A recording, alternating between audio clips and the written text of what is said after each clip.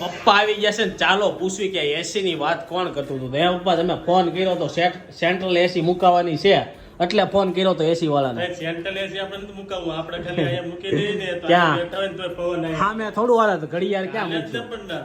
ઘડિયાળ હોય એટલે નો આવે. ઘડિયાળ ભલે ને ઈ કાઢી નાખવાની અને એની નળી ને એવું આપણે ક્યાંથી બહાર કાઢી? એ નળી બધું તમ તારે એસી અહીં તું લાવી દે એટલે નળી અહીંથી આમ સીધી ઉપર તમે વહી ફોન કરતા હતા હું થોડો લાવી દઉં. તમે કોકને ફોન કર્યો તો આપણે ઓફિસે હતા જાય. પછી એસી અહીં લગાડવાનું જ છે પણ તમારે અહીં બેહવું ન હોય તો એસી લગાડવું શું કરવા? એસી લગાડવા ઈ જાય, ગરમી થોડું હે? રહેવાનું. ખાઈ ખાઈને હેઠે વહી જાય હા અને કોકનો ફોન આવે તો બાકડે બાકડે વહી જાય તો એટલે તમારે ગરમીને આપણે વયા જઈએ એટલે બાકી અહીંયા આપણે એવું જ હોય અહીંયા.